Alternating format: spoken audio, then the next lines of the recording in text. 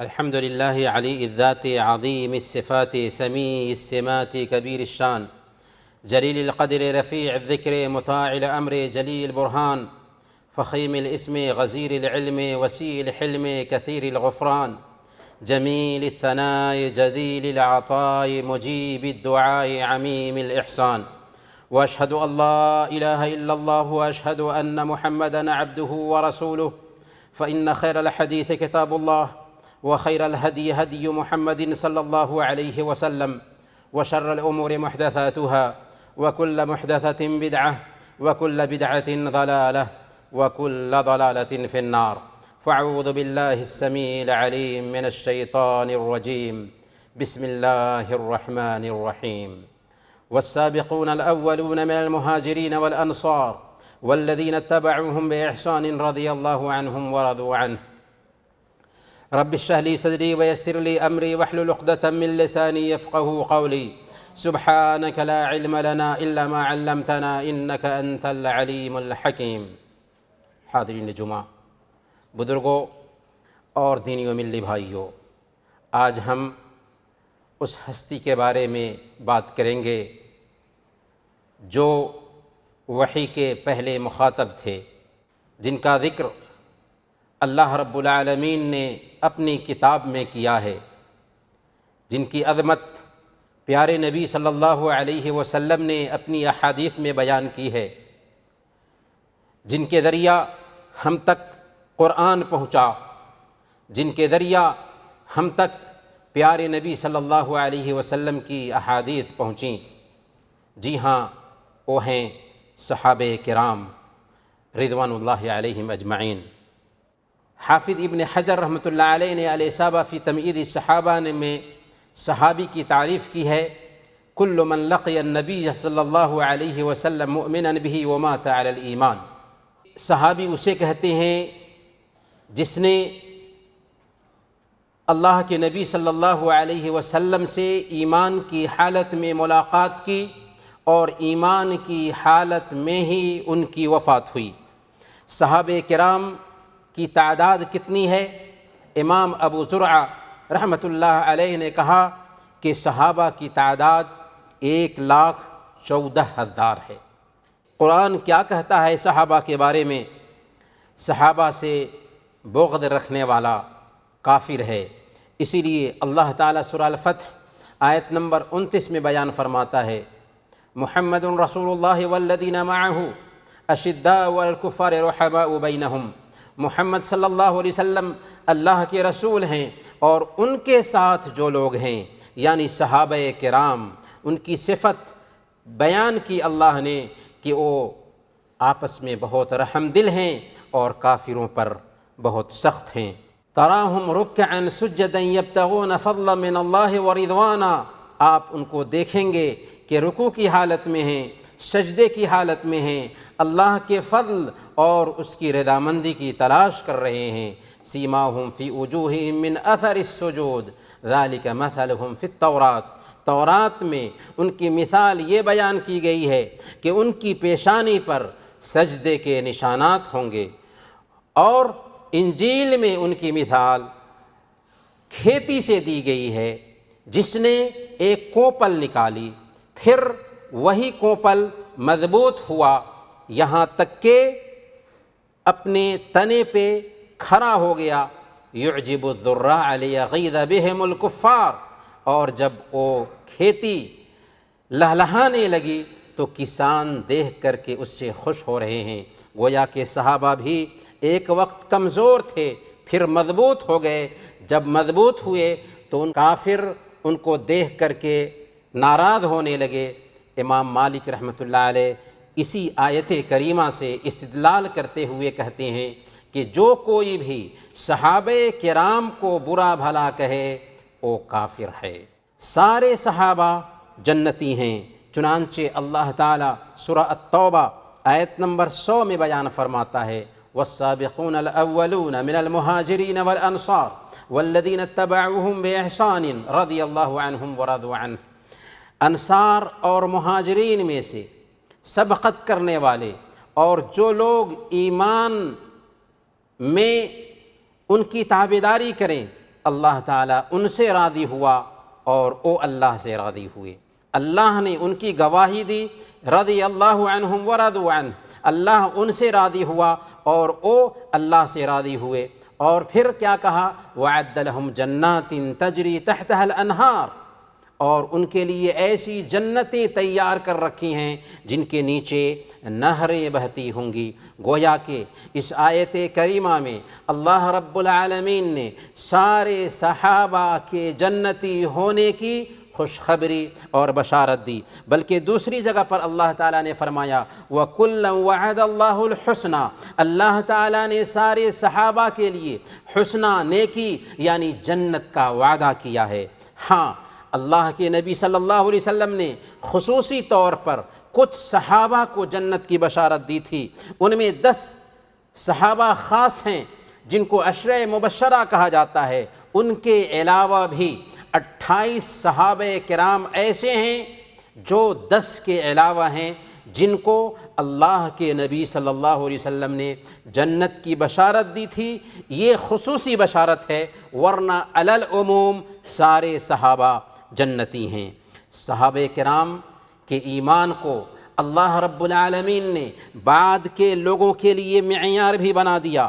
چنانچہ اللہ رب العالمین نے سورہ البقرہ آیت نمبر 137 میں بیان فرمایا فَإِنْ آمَنُوا بِمِثْلِ مَا آمَنْتُمْ بِهِ فَقَدِ اهْتَدَوْا وَإِنْ تَوَلَّوْا فَإِنَّمَا هُمْ فِي شِقَاقٍ، اے صحابہ جیسے تم ایمان لائے ہو ویسے ہی بعد کے لوگ ایمان لائیں گے تو ہدایت پر رہیں گے، اور اگر تمہارے ایمان سے اعراض کریں گے تو اختلاف میں پڑے رہیں گے۔ گویا کہ یہ آیت کریمہ ہمیں سکھاتی ہے کہ اگر ہم نے صحابہ کرام کی سمجھ کو نظر انداز کیا، صحابہ کرام کی سمجھ کے مطابق دین کو نہیں سمجھا، صحابہ کرام کے فہم کے مطابق شریعت کو نہیں سمجھا، تو ہم اختلاف میں رہیں گے۔ ایمان ویسے ہی لانا ہے جیسے صحابہ ایمان لائے تھے، قرآن اور حدیث کو ویسے ہی سمجھنا ہے جیسے صحابہ سمجھے تھے۔ آج ہمارے بیچ جو اختلافات پائے جاتے ہیں، آج مسلمان ہونے کا دعویٰ کرنے کے باوجود الگ الگ جماعتوں میں ہم جو بٹے ہوئے ہیں، اس کی بنیادی وجہ یہ ہے کہ صحابہ کہ فہم کو معیار نہیں بنایا گیا، صحابہ کی سمجھ کو معیار نہیں بنایا گیا۔ اگر صحابہ کے فہم کو معیار بنا لیا گیا ہوتا، صحابہ کی سمجھ کو معیار بنا لیا گیا ہوتا تو سارے اختلافات دور ہو جاتے۔ تو صحابہ ہمارے ایمان کے لیے بھی معیار ہیں، بلکہ صحابہ کون ہیں؟ اللہ تعالیٰ نے نبی اکرم صلی اللہ علیہ وسلم کی صحبت کے لیے ان کو چن لیا تھا۔ چنانچہ مسند احمد کی روایت ہے، حضرت ابن مسعود رضی اللہ تعالیٰ عنہ بیان فرماتے ہیں کہ اللہ تعالیٰ نے سارے انسانوں کے دلوں پہ جھانکا تو سارے دلوں میں سب سے بہتر دل اللہ کے نبی صلی اللہ علیہ وسلم کا پایا، چنانچہ ان کو آخری پیغام کے لیے چن لیا۔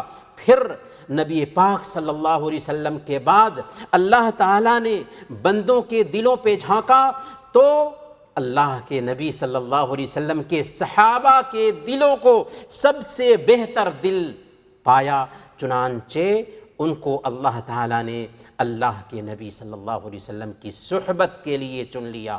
فَجَعَلَهُمْ عُزَرَاءَ نَبِيِّهِ، چنانچہ اللہ تعالیٰ نے ان صحابہ کو اپنے نبی کے وزیر کے طور پر چن لیا۔ گویا کہ جیسے اللہ تعالیٰ نے آخری نبی محمد الرسول اللہ صلی اللہ علیہ وسلم کا چوائس کیا تھا سارے انسانوں میں، ویسے ہی اللہ تعالیٰ نے پیارے نبی صلی اللہ علیہ وسلم کے صحابہ کا بھی چوائس کیا تھا۔ چنانچہ یہ صحابہ جو مٹھی بھر تھے، بکریوں کے چرواہے تھے، جن کی کوئی حیثیت نہیں تھی، لیکن پوری دنیا میں چھا گئے، بکریوں کے چرواہے تھے، ملکوں کے حکمراں بن گئے، اس لیے کہ اللہ رب العالمین نے انہیں چنا تھا۔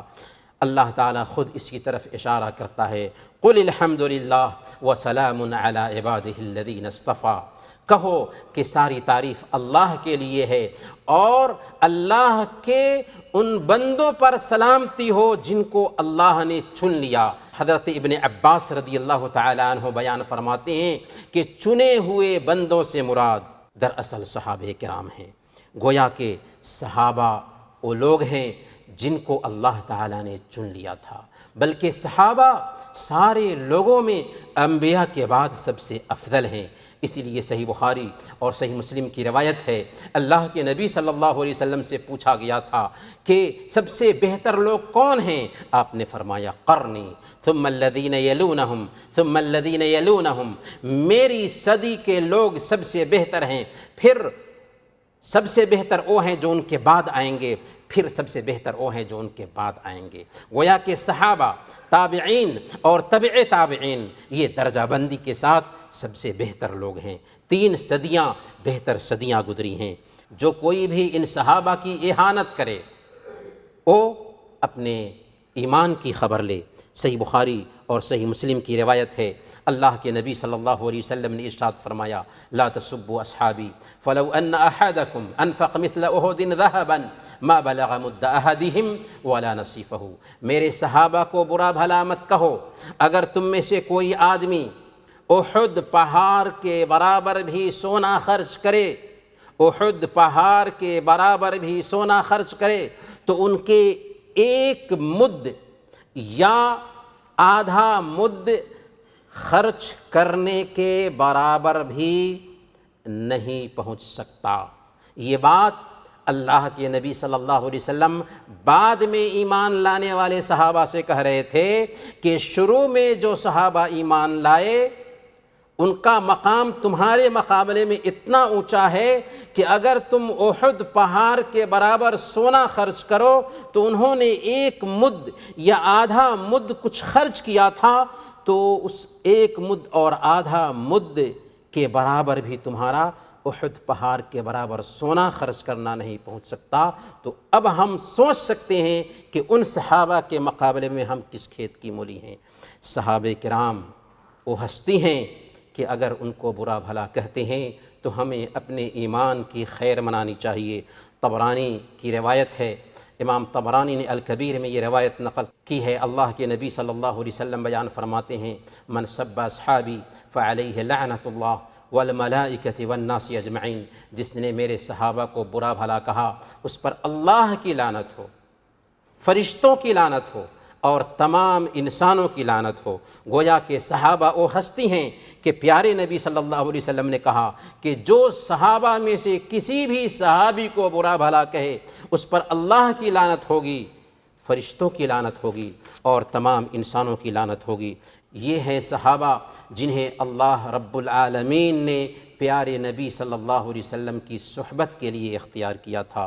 اسی لیے امام احمد بن حنبل رحمۃ اللہ علیہ کہا کرتے تھے اذا رأیت رجلا یذکر احد من الصحابۃ بسوء فاتہمہ علی الاسلام، اگر تم کسی بھی شخص کو دیکھو کہ کسی بھی صحابی کو برائی سے یاد کر رہا ہے تو اس کے اسلام پر شک کرو۔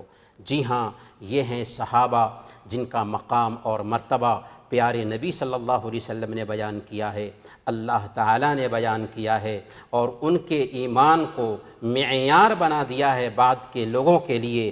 لہذا صحابہ کو ہمیں اپنے لیے معیار بنانا ہے، ان کی سمجھ کو معیار بنانا ہے۔ اگر ہم نے ان کے فہم کے مطابق، ان کی سمجھ کے مطابق قرآن اور حدیث کو سمجھنا شروع کیا تو سارے اختلافات دور ہو جائیں گے۔ صحابہ کرام کی عزت کرنی ہے، صحابہ کرام کا احترام کرنا ہے، اہل بیت کی عزت کرنی ہے، اہل بیت کا احترام کرنا ہے، اور اگر کسی نے کسی بھی صحابی کے بارے میں برے کلمات استعمال کیے اسے اپنے ایمان کی خیر منانی چاہیے۔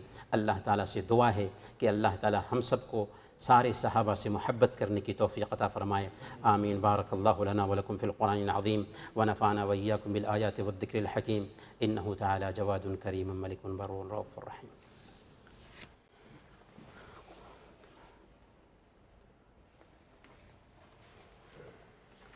إن الحمد لله نحمده ونستعينه ونستغفره ونعوذ بالله من شرور أنفسنا ومن سيئات أعمالنا، من يهده الله فلا مضل له ومن يضلل فلا هادي له، وأشهد أن لا إله إلا الله وأشهد أن محمدا عبده ورسوله، فإن خير الحديث كتاب الله وخير الهدي هدي محمد صلى الله عليه وسلم، وشر الأمور محدثاتها وكل محدثة بدعة وكل بدعة ضلالة وكل ضلالة في النار۔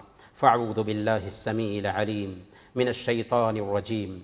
بسم الله الرحمن الرحيم. إن الله وملائكته يصلون على النبي يا أيها الذين آمنوا صلوا عليه وسلموا تسليما. اللهم صل وسلم وبارك على محمد وعلى آل محمد كما باركت على إبراهيم وعلى آل إبراهيم إنك حميد مجيد. وارض اللهم عن الخلفاء الراشدين أبي بكر وعمر وعثمان وعلي وأن سائر الصحابة أجمعين. اللهم أمطر شآبيب رضوانك على جميع المؤمنين والمؤمنات والمسلمين والمسلمات الأحياء منهم والأموات. اللهم لا تدع لنا ذنبا إلا غفرته، ولا هما إلا فرجته، ولا دينا إلا قضيته، ولا حاجة من حوائج الدنيا إلا قضيتها يا أرحم الراحمين. اللهم أعز الإسلام والمسلمين، وأذل الشرك والمشركين، ودمر أعداءك أعداء الدين. عباد الله رحمكم الله، إن الله يأمر بالعدل والإحسان وإيتاء ذي القربى وينهى عن الفحشاء والمنكر والبغي يعظكم لعلكم تذكرون. اذكروا الله يذكركم وادعوه يستجب لكم، ولذكر الله أكبر والله يعلم ما تصنعون.